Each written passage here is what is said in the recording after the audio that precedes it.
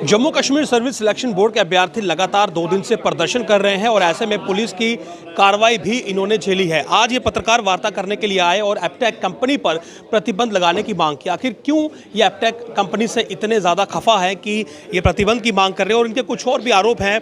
आज आपने Aptech company पर प्रतिबंध लगाने की मांग की, प्रदर्शन आपने 2 दिन किया, और जो सर्विस सिलेक्शन बोर्ड है उसने तो कहा कि उसने ट्रांसपेरेंसी के लिए बहुत से प्रयास किए हैं। फिर क्या वजह है कि आप एपटेक कंपनी पर लगातार सवाल उठा रहे हैं? विशाल जी देखिए, एक तो पास्ट में ये कंपनी अगर ब्लैक लिस्टेड थी, ठीक है, वो लोग ये कहते हैं कि अब 3 साल हो गए थे, ये अब कंपनी प्रेजेंट में ब्लैक लिस्टेड नहीं है, इसलिए हम इससे पेपर करवा सकते हैं। मुझे एक चीज़ बताइए, ऐसा कौन सा क्लॉज है जिसमें ये लिखा है कि दागी कंपनी से ही करवाना है? क्या भारतवर्ष में कंपनीज खत्म हो चुकी थी? और हम तो ये मांग कर रहे हैं कि प्राइवेट प्लेयर का रोल ही नहीं होना चाहिए। सरकारी रिक्रूटमेंट है, सरकार खुद पेपर करवाए। एक टीचर से हम वोटर लिस्ट बनवा सकते हैं, सर्वे करवा सकते हैं घर घर जाके, तो क्या वो रिक्रूटमेंट कंडक्ट नहीं करवा सकते? गवर्नमेंट दायरे को रिक्रूटमेंट कंडक्ट करवानी चाहिए ताकि अकाउंटेबिलिटी किसी की फिक्स हो। पिछली बार जब पेपर स्कैम हुआ, एक प्राइवेट लेबर वाला जो पेपर पैक करता है उसकी अकाउंटेबिलिटी फिक्स कर रहे हो। जब प्राइवेट कंपनीज को बुलाया जाता है तो ये चीज़ तो होती है, आप प्राइवेट प्लेयर की क्या अकाउंटेबिलिटी फिक्स करेंगे?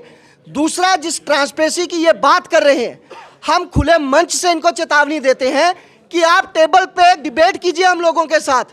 आप बार बार अपनी प्रेस रिलीज में ये मेंशन करते हैं कि हमने थर्ड पार्टी ऑडिट रखा है, हमने ये कदम उठाए हैं, लेकिन दुख की बात तो ये है कि इनको मालूम ही नहीं कि इसमें पेपर लीक होता कैसे है। ये जितने मर्जी मैजिस्ट्रेट लगा लें, डीसी रैंक के लोग लगा लें, लेकिन वो आईटी एक्सपर्ट नहीं है जिनको ये मालूम हो सके कि सॉफ्टवेयर में कैसे बग डालकर बाहर से पेपर किया जाता है। इसको समझने के लिए आईटी एक्सपर्ट की ज़रूरत है। आज चेयरमैन साहब प्रेस वार्ता कर रहे हैं, हम न्योता देते हैं इनको कि सरकार के किसी उच्च अधिकारी के सामने आप भी बैठिए, हम भी बैठते हैं, आप किसी आईटी एक्सपर्ट को बुलाइए, हम बताएंगे किस तरीके से बग हुए हैं। इन लोगों को बीमारी की जड़ का ही मालूम नहीं है और ये हम लोगों पे आरोप प्रत्यारोप करते हैं। बजाय सिस्टम को दुरुस्त करने के, ये करप्शन के खिलाफ आवाज़ उठाने वालों को दबाने की कोशिश की जाती रही है। आपने देखा पिछले 2 दिन में जब हमने आवाज़ उठाने की कोशिश की तो हमें गिरफ्तार किया गया, हमारे ऊपर लाठियां चलाई गई। हम ये चाहते हैं कि करप्शन रिक्रूटमेंट में दूर हो। इसमें गलत कहाँ है? हम किसी सिस्टम को तो चैलेंज नहीं कर रहे हैं, हम करप्शन को चैलेंज कर रहे हैं। चलिए ये मान लेते हैं कि एपटेक को हटा देते हैं, कोई दूसरी प्राइवेट कंपनी ले आते हैं जो रेप्यूटेड हो, उसके लिए आप तैयार हैं? देखिए, सबसे पहली चीज़ तो सरकार को करवाना चाहिए। हम करोड़ों रुपए का इनको एग्जामिनेशन फीस भरते हैं, फिर कहा जाता है 2 साल से रिक्रूटमेंट नहीं हुई, वो सारी पोस्टें खत्म कर दी गई। सरकार के पास फुल फ्लेज रिक्रूटमेंट बोर्ड है, सरकार के पास सरकारी संस्थान है। प्राइवेट कंपनी के पास ऐसा क्या है जो सरकार के पास नहीं है, जो हमें मजबूरन उनसे पेपर करवाना पड़ता है? अगर हमारे पास रणबीर प्रेस है सरकारी, वहाँ से हमने कभी सुना नहीं कि असेंबली के कोई मिनट्स तैयार हुए और वो लीक हो गए हों, नहीं होते ना। प्राइवेट कंपनी को आप कैसे अकाउंटेबल करोगे?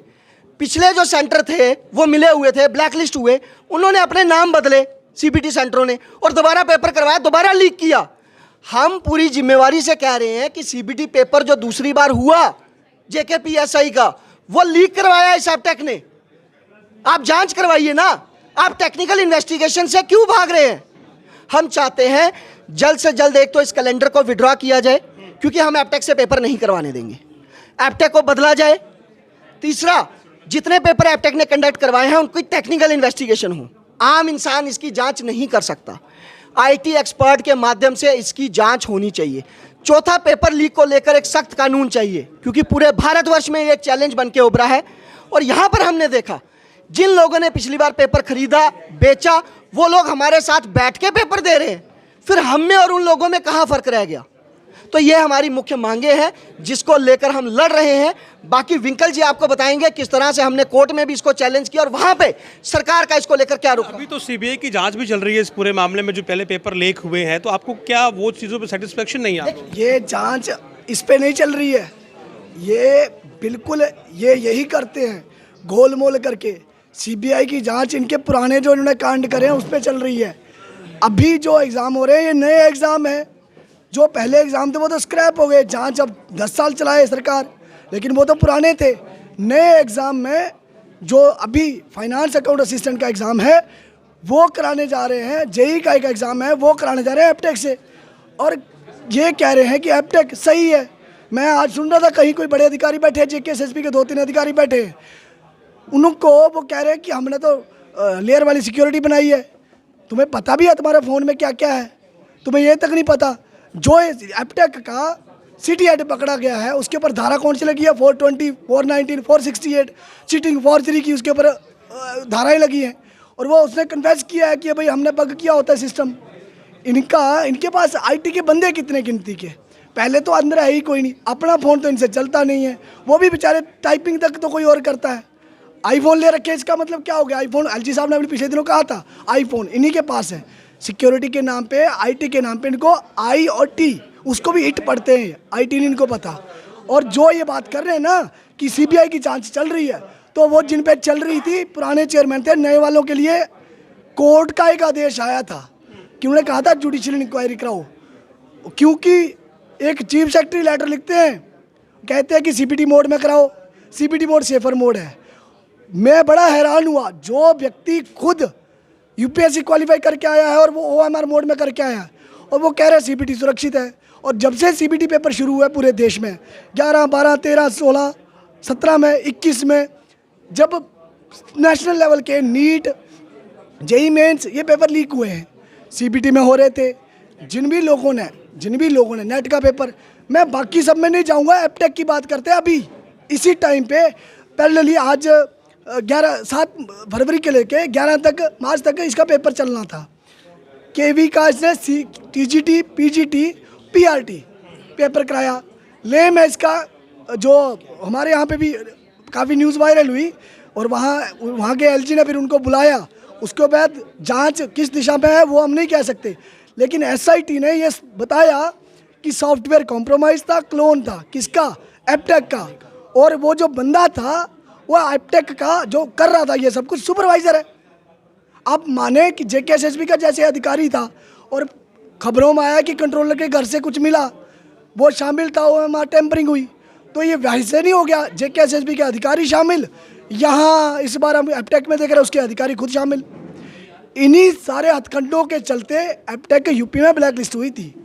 3 साल तक इसको टेंडर नहीं मिले, जहाँ जहाँ मिले इसने पेपर लीक करे।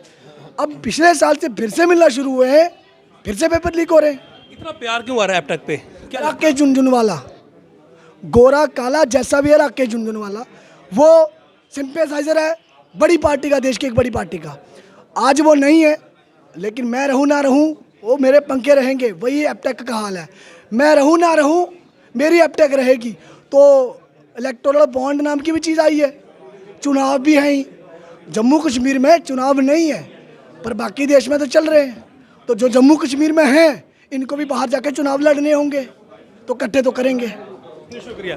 तो यहाँ पर देखिए अप्रत्यक्ष तौर पर ये कहने की कोशिश की जा रही है कि एपटेक पर जो सरकार का प्यार है, कहीं ना कहीं युवाओं के भविष्य के साथ वो सबसे बड़ा खिलवाड़ है, क्योंकि एपटेक बहुत बार प्रतिबंधित हो चुकी है, लेकिन उसके बावजूद एपटेक को बार बार टेंडर दिया जा रहा है और बार बार पेपर लीक हो रहे हैं। पेपर लीक को लेकर सख्त कानून बनाने की मांग की जा रही है, और साथ ही साथ जो अब तक एपटेक ने पेपर करवाए हैं उनकी टेक्निकल जांच करने की भी मांग उठाई जा रही है, ताकि एपटेक के बारे में तमाम खुलासे जो हैं वो हो सकें और युवाओं का भविष्य सुरक्षित हो सके।